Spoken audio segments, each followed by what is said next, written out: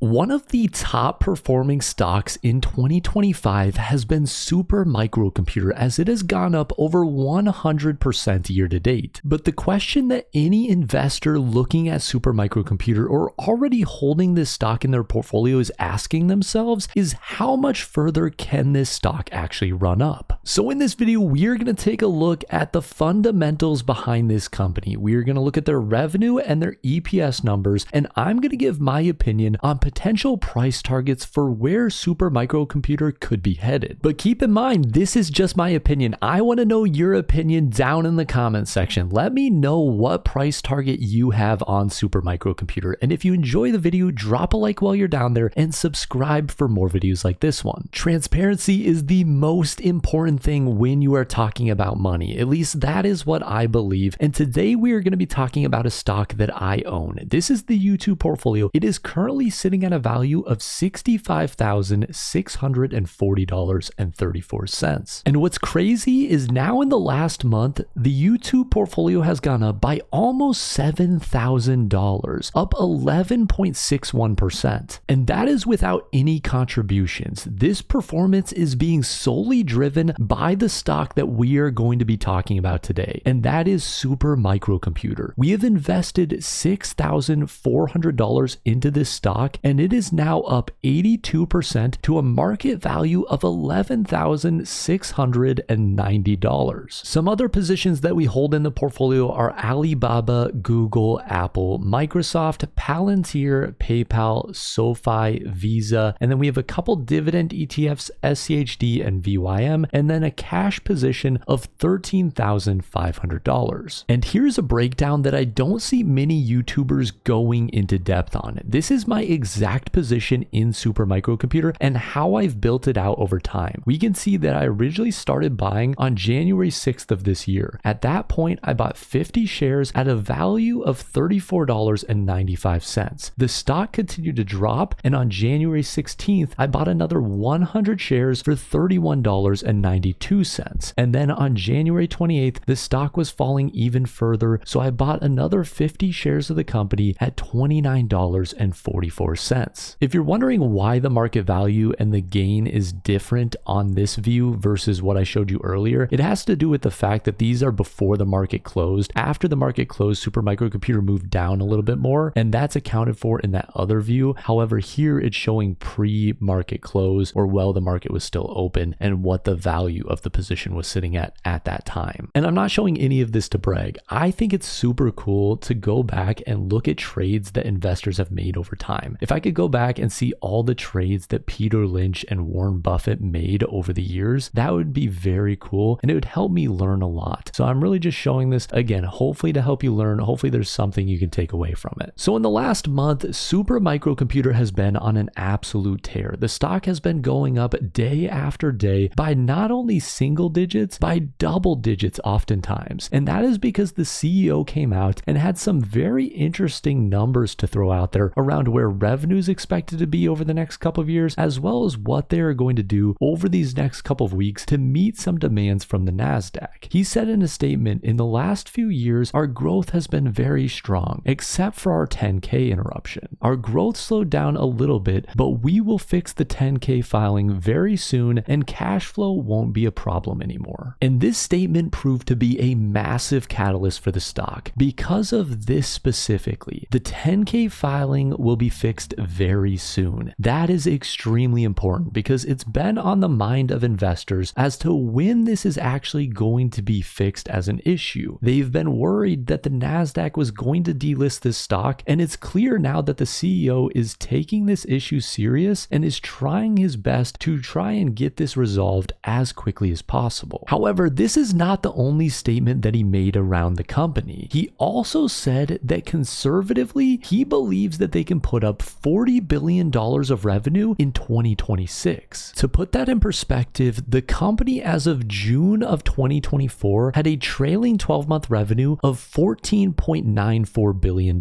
So obviously those results are a little bit dated. However, you can go on their website and you can find preliminary results for the last 2 quarters. If you trust these results, they report numbers of $5.9 billion 2 quarters ago, and then $5.6 billion in the most recent recent quarter, which would result in a trailing 12-month revenue of $20.65 billion. For their fiscal year 2025, which will end in June, they're projecting that their total revenue will come in around $23 to $25 billion.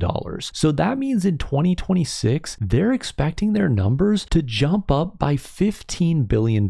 And this could be a possibility based off one very important factor. And that is that supposedly Supermicro is struggling with a cash issue. What this means is they don't have enough cash to actually take on all of the orders that they're getting in. So if they get this issue resolved with their 10K, they're banking on the fact that they can actually get more access to cash to take on more orders and thus drive up their revenue. And that should not only impact their top line numbers, but it should also help their bottom line numbers. As of right now, their trailing 12-month EPS is sitting at $2. And for 2025, analysts are expecting Supermicro to come through with EPS of $2.62. On the low end, they have an estimate of $2.47, and on the high end, they have an estimate of $2.82. There's a little bit more uncertainty when it comes to 2026 for this company because the range that analysts have put on EPS numbers is a lot wider. On the low end, they have an estimate of $2.58, while on the high end, the estimate is $5.01, with an average of $3.71. So we are going to use those EPS numbers plus valuation estimates to determine where this stock could potentially trade a year from now. Right now, the forward P ratio on Supermicro is sitting at 21.05. And the way I personally run these price targets is by looking at EPS numbers as well as valuations and trying to compare the valuation that the company is currently trading at to where it could potentially be trading at in the future. For Supermicro,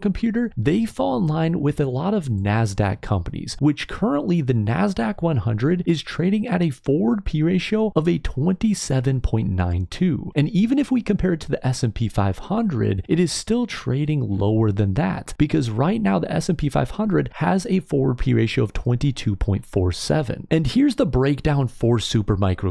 On the low end, we had an EPS estimate of $2.47. That would actually put their PE ratio around 23.66. At this point, I would believe that Supermicro should easily trade anywhere between a 20 and 30 PE ratio, which would put their price anywhere from $50 to $74 per share. For average or inline performance, we had an EPS estimate of $2.62. At this point, I think that the stock could easily trade between a 25 and 35 forward PE ratio. Again, we saw the NASDAQ trading around a 27. We also see companies with higher growth trading closer to 35. So I don't think 35 is unreasonable by any means. With these PE ratios, we could see a stock price between $65 and $92. And in terms of outperformance, we had an EPS estimate of $2.82. If we see the stock actually improving on their top line and bottom line numbers headed into their fiscal 26, then maybe there's a chance we will actually see that $40 billion of revenue come to fruition in fiscal year 26. At that point, the stock could easily trade between a 30 and a 40 forward P ratio, resulting in a price target anywhere from $85 per share to $112 per share. And keep in mind that those numbers are looking at fiscal year 25, which we are already halfway through. If we look at numbers for 26, the price targets get a little bit more insane because even inline numbers on the bottom line are around $90 per share, while outperform numbers are closer to $200 per share. For me personally, I like being a little bit more conservative. I think over the next year, Supermicro could put up around $2.85 of EPS. Again, I think that's conservative. I think they could put up 3+ on the higher end. I think that's definitely a possibility. However, 285 feels more realistic for me, and I think the stock should trade around a 25 or 30 PE ratio, which would result in a price anywhere from $70 to $85. Again, I think this is conservative. I think that this is reasonable for the stock to actually achieve. We could see far outperformance where they put up $5 of EPS, and at that point, there's plenty of runway for the stock to go up to $100 plus. I always say this, but don't buy a stock just because some random guy on YouTube talked about it. Make sure you are doing your own research and coming up with your own own price targets. That's very important to understand because it helps you develop an exit strategy as well, not only to understand when you should buy, but also when you feel comfortable selling. So keep all of that in mind. Again, don't buy just because some random guy on YouTube talked about it. Make sure you are doing your own research and looking into companies that meet your risk tolerance as well as your time horizon. Thank you guys so much for the continued support. If you want to support the channel, make sure to drop a like on the video and subscribe for more videos like this one. And as always, have a wonderful rest of your day.